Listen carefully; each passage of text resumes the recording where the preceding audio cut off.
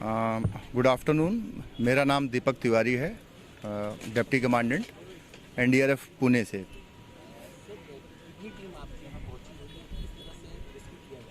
हमारी 4 टीमें यहाँ पे ग्राउंड पे काम कर रही हैं, जिसमें से 3 टीमें अंधेरी मुंबई से आई थी और 1 टीम हमने पुणे मुख्यालय से जो है निकाली थी, जो कि अभी 4 टीमें यहाँ पे काम कर रही हैं। और दूसरा सवाल आपका था कि कितना देर और लग सकता है। तो जैसा कि आप देख सकते हैं, पैनकेक कोलैप्स है, जिसमें टोटल बिल्डिंग अपने ही भार से अंदर की तरफ गिर गई है। तो ऐसे स्ट्रक्चर में जो है समय लगता है, क्योंकि पूरा लोड जो है अंदर की तरफ बाहर नहीं गिरा है।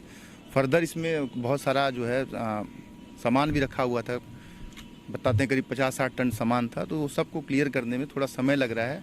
समय इसलिए लग रहा है क्योंकि हमारी प्राथमिकता जो है लोगों को ज़्यादा से ज़्यादा लाइव निकालने की कोशिश करने की है।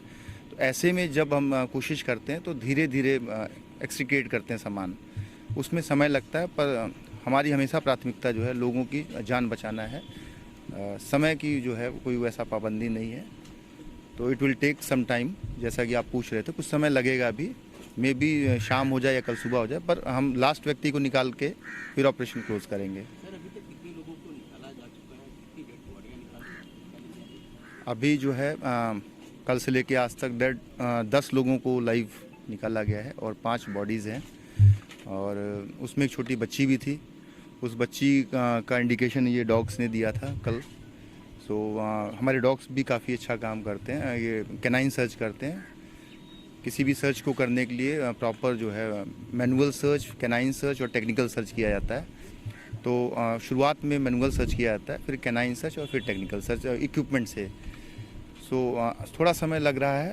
आप लोग पर ये निश्चिंत रहिए कि हम जो है कोई कोर कसर नहीं छोड़ेंगे।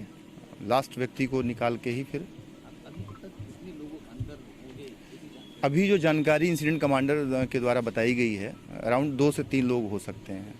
अभी एक बॉडी लोकेट हुई है और वो स्लैब के अंदर है, तो उसको हम निकाल रहे हैं बॉडी का ध्यान रखते हुए।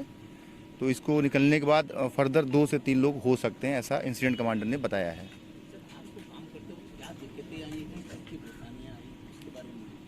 दिक्कत देखिए, ऐसा कि मैंने आपको बताया, ये पैनकेक स्ट्रक्चर कोलैप्स हुआ है। तो ऐसे स्ट्रक्चर में सारा लोड जो है अंदर की तरफ गिरता है और एक के ऊपर एक मलबा दब जाता है। तो जब एक के ऊपर एक मलबा दब जाता है तो उसको निकालने में इस सब बातों को ध्यान में रखते कि अंदर लाइव विक्टिम हो सकते हैं, तो समय लगता है। और इस पूरे घटनाक्रम में प्रशासन का बहुत अच्छा सहयोग रहा है। उनके द्वारा जो भी सहयोग अपेक्षित था वो सब समय से मिला है। और बाकी और काम चल रहा है, कोई ऐसा प्रॉब्लम नहीं है। बस ये एक प्रोसेस है, ये लंबी प्रोसेस है। आपने देखा होगा जब भी इस तरीके के कोलैप्स में समय लगता है। तो अंदर जो लोग फंसे गए उनको ऑक्सीजन वगैरह मिल रही है क्या? ऐसा क्रिटिकल जब इस तरीके का पैनकेक कोलैप्स होता है तो उसमें इसीलिए इसको डेडली कहा जाता है कि इसमें ऑक्सीजन मिलने के चांसेस कम होते हैं, क्योंकि जो एक टर्मिनोलॉजी होती है हमारे CSSR स्ट्रक्चर में, उसमें वॉइड कहते हैं कि जहाँ पे उसको ओपन स्पेस मिल सकता है विक्टिम को, वो बहुत कम हो जाता है। तो जब स्पेस कम हो जाता है तो ऑक्सीजन मिलने के चांसेस भी कम हो जाते हैं। तो ऑक्सीजन मिलने के चांसेस कम है, लेकिन यदि अंदर में कोई ऐसा स्ट्रॉन्ग स्ट्रक्चर हो जहाँ वाइड स्पेस मिला हो तो चांसेस हैं कि ऑक्सीजन मिल रहा होगा और निकल सकते हैं।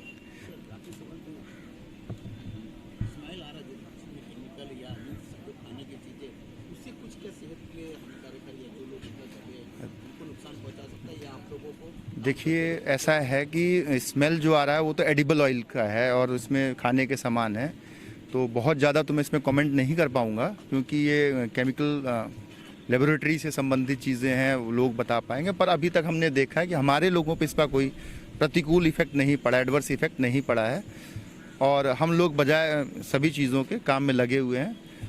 रहेगी बात अंदर लोगों की, तो उनको ऑक्सीजन यदि मिल रहा है तो मेरे ख्याल से उनको ऐसा कोई प्रतिकूल प्रभाव उनकी सांस लेने की क्षमता पे नहीं पड़ रहा होगा। Thank you.